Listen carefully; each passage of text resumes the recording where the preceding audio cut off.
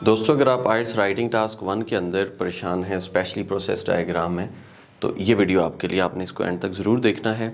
सारे स्टेप्स मैं इसके एक्सप्लेन करूँगा। आपने कनेक्टर्स कौन से लगाने हैं, आपने इसको एक्सप्लेन कैसे करना है, क्वेश्चन को रीफ्रेज कैसे करना है, how to give overview and how to explain all these process within 150 words. ठीक है, और 20 मिनट से भी कम टाइम आपका लगेगा अगर आप इस प्रोसीजर को, इस फॉलो करेंगे, स्टेप्स को फॉलो करेंगे। तो सबसे पहले आपके पास क्वेश्चन है, आपने उसको रीफ्रेज करना होता है, क्वेश्चन की स्टेटमेंट पढ़नी है। क्वेश्चन के अंदर आप देखें तो आपने कुछ चीज़ें ऐसी हैं जिनको नहीं अपना लिखना होता। वो चीज़ें कौन सी हैं, वो चीज़ें मैं आपको बताता हूँ। जैसे कि आपके पास एक वर्ड है below, you are not suppose to write this word, below का वर्ड नहीं लिखना। आपके पास कौन सी डायग्राम है, यहाँ पे आप देखें तो लिखा हुआ है द डायग्राम शोज। ये कौन सी डायग्राम है? चूंकि एक प्रोसेस डायग्राम है तो यहाँ पे आप लिखेंगे द प्रोवाइडेड प्रोसेस डायग्राम। अब एक डायग्राम है तो यहाँ पे वर्ड आपका आएगा shows. We have to go for synonym. Synonym इसका जो हम लगाएंगे, we can use the word explains, depicts, delineates, enumerates. अच्छे अच्छे सिनोनिम्स आपने लगाने हैं। ठीक है, द प्रोसेस आप इसको प्रोसीजर कर सकते हैं। By which bricks are manufactured, bricks जो हैं, जो आपकी ईंटें हैं, उनको बनाया जा रहा है। ठीक है, मैन्युफैक्चर्ड आप मेड कर सकते हैं। और for building industry, for construction purposes, इसका भी सिनोनिम लगा दिया, यहाँ सिनोनिम लगा दिया। तो you have to use synonyms. If you use synonyms तो आप इजीली मार्क्स ले सकते हैं। तो ये एक बड़ा सिंपल सा प्रोसीजर है, कोई इसमें मुश्किल नहीं है। In the first stage you have to rephrase the question. जो सेकंड स्टेज है उसमें हमने जाके यहाँ से ओवरव्यू लेना होता है, और थर्ड स्टेज में हमने एक्सप्लेन करना होता है। When you start your writing test, तो सबसे पहले आप क्वेश्चन को देखेंगे। क्वेश्चन को देख के आपने विद इन 2 मिनट्स एक माइंड मैप बनाना है।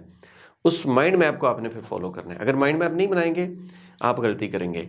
और सबसे ज़्यादा मिस्टेक्स जो हमारे पास स्टूडेंट्स करते हैं, जो मिस्टेक्स रिटन में हमारे पास आता है, अगर डायग्राम सिंगुलर है तो उन्होंने इसके साथ एस नहीं लगाया होता।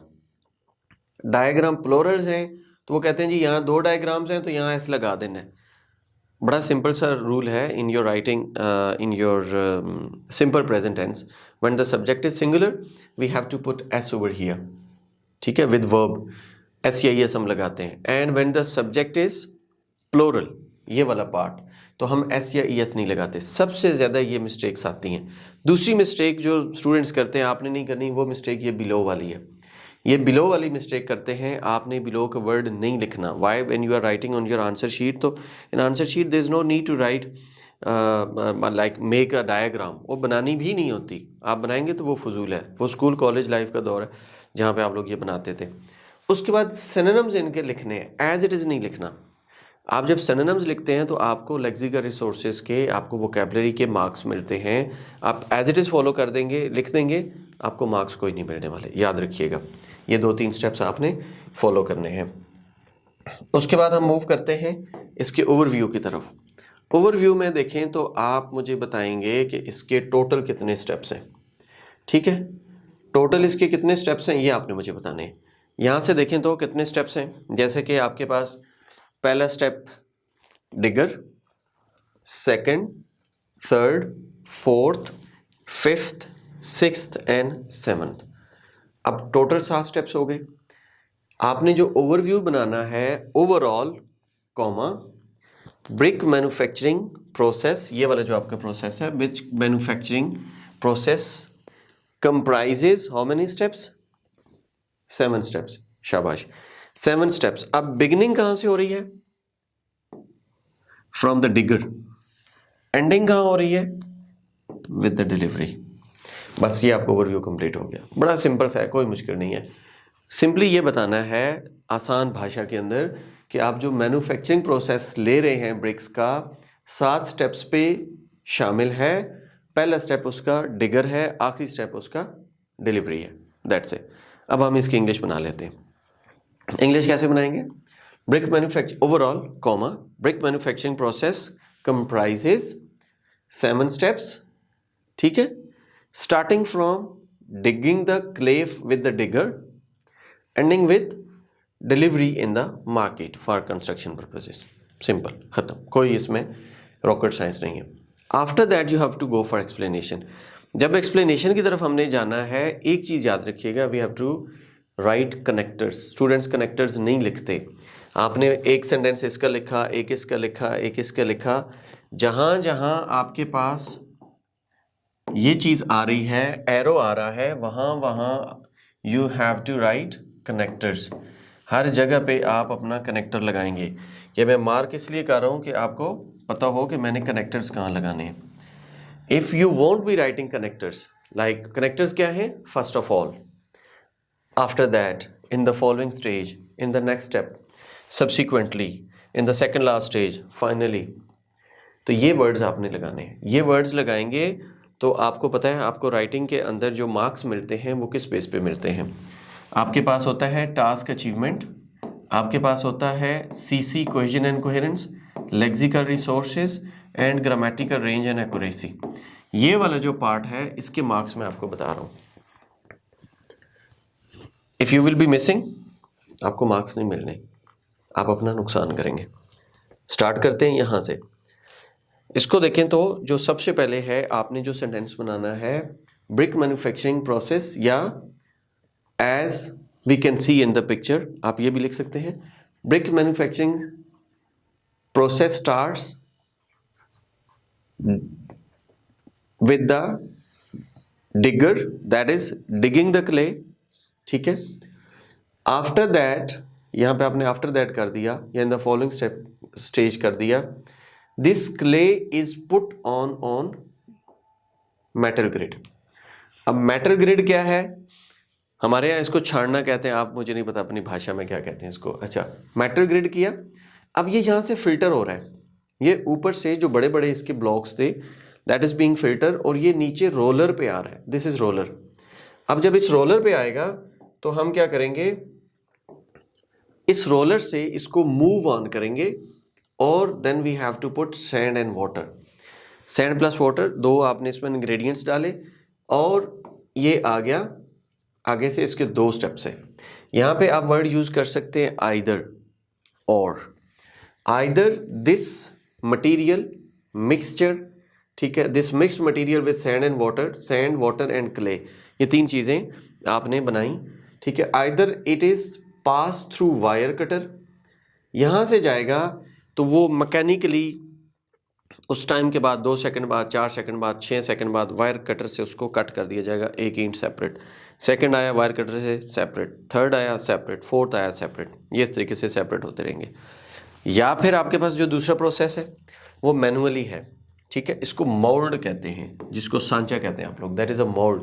आपने मिट्टी भरी, उसके अंदर भर के उसको उल्टा किया, नेक्स्ट, मिट्टी भरी, उल्टा किया, नेक्स्ट, ये आपको प्रोसेस मिलता है। Either it is pass through wire cutter और manually we can make the bricks by means of mould. अब जब ये ईंटें बन गई तो ऑब्वियसली इसके अंदर चूंकि पानी डाला हुआ है तो they are wet, we have to dry them.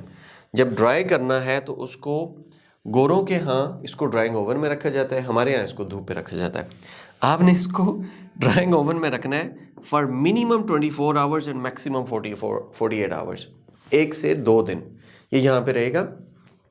ये ब्रिक्स जो थी वो ड्राई हो जाएंगी।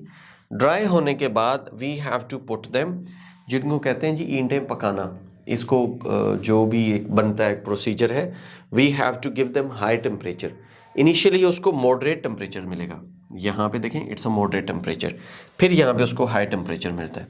अब जो मॉडरेट टेम्परेचर है that is from 200 degree centigrade to 980 degree centigrade, ये आपने मेंशन करना है। यहाँ से उसको मॉडरेट टेम्परेचर दिया, उसको फिर हाई टेम्परेचर पे लेके जाना है। एंड फॉर हाई टेम्परेचर ये चला जाता है 870 टू 1300 डिग्री सेंटीग्रेड।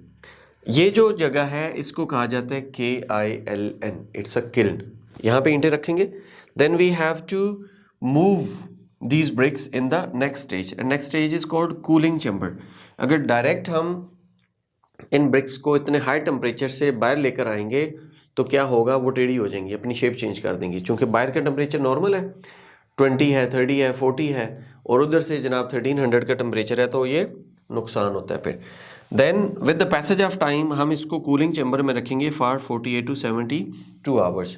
2 से 3 दिन यहाँ पे हम इनको रखते हैं। जब 2 से 3 दिन यहाँ पे हम रखेंगे, obviously bricks temperature will be cool down, जो बाहर का टेम्परेचर है उसके साथ जब मैच करते हैं तो then we take them out. लेकिन फिर भी वो बहुत ज़्यादा गर्म होती हैं जब कभी आपके इत्तेफाक हुआ तो। ये हम आगे पैकेजिंग में यहाँ पे हमने ढेर लगा दिया। हमारे यहाँ ट्रैक्टर ट्राली होता है, गोरों के यहाँ ये होता है, और एक सिटी से दूसरी सिटी में लेके जाना है तो हम ट्रक में लेके जाते हैं, जबकि हमारे यहाँ ट्रैक्टर ट्राली है। तो ये सारा आपका एक प्रोसीजर है। दिस इज़ अ लाइक कोई इसमें रॉकेट साइंस नहीं है। One thing you have to keep in mind, task achievement, आपने इसको फॉलो करना है, पूरा प्रोसेस बताना है। Second, lexical cohesion and coherence आपने बतानी है। Third is lexical resources, vocabulary, जो कि आपने ये वर्ड यूज़ करने हैं, सेंटेंस है और grammatical range and accuracy, grammar को देखना है। ये पूरा प्रोसेस आपका सिंपल प्रेजेंट टेंस में जाएगा। When you are given line graph, past tense में जाएगा। बार चार्ट, पाई चार्ट या टेबल, आज से ऑनवर्ड सपोज इट इज़ 2023, तो यहाँ से बैक पे जो होगा दैट इज़ पास्ट। अगर वो प्रोजेक्शन दे देते हैं, फ्यूचर की दे देते हैं 2030 और 2040, 2050, it will be future tense. तो इसको प्रोसेस डायग्राम कोई भी आपके पास आ जाए, you have to write in simple present tense. हम इसको देखते हैं, मूव करते हैं। I have prepared a model answer for you.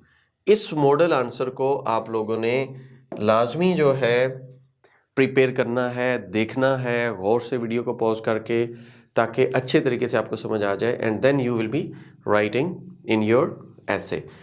Urdu में इसलिए समझा रहा हूँ कि बहुत सारे स्टूडेंट्स की कंप्लेन आती है कि we are unable to understand English. Just keep like telling us in the Urdu, ताकि हम इजीली उसको मैनेज कर सकें। हमारे यहाँ तो एमफिल इंग्लिश और पीएचडी भी उर्दू में पढ़ाई जाती है बहुत सारी जगहों पे। अच्छा, उर्दू में समझ ईजिली आ जाती है, इसलिए उर्दू में बता रहा हूँ। द गिवन डायग्राम, मैंने वहाँ पे बोला था provided diagram, the presented diagram, the supplied diagram, the given diagram. अगर सिंगुलर है तो वर्ड हमने शोज यूज़ किया, ठीक है। डेपिक्ट्स, इलस्ट्रेट्स, डेलिनेट्स, प्रेजेंट्स, इस तरह के वर्ड हम लगाते हैं, ठीक है। डिफरेंट स्टेजेस, वहाँ कितनी स्टेजेस थी बताएं? 7 स्टेजेस, शाबाश। Of BRICS manufacturing for building industries, building purpose, building industries, इस तरीके से हमने अपना ये सेंटेंस बनाया। जो पहला सेंटेंस बनाया दैट इज रीफ्रेज, इसको हमने रीफ्रेज किया। After that we have to go for overview. अच्छा, some students they go for headings, there is no need of headings. आपने एज इट इज बस फर्स्ट सेंटेंस लिखा रीफ्रेज, सेकंड सेंटेंस लिखा overview वाला।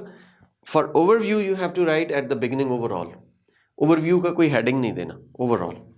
Brick production, वहाँ था brick manufacturing, यहाँ brick production हो गया।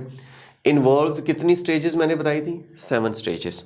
अब कौन कौन सी 7 स्टेजेस हैं? स्टार्टिंग फ्रॉम डिगिंग और एंडिंग क्या था?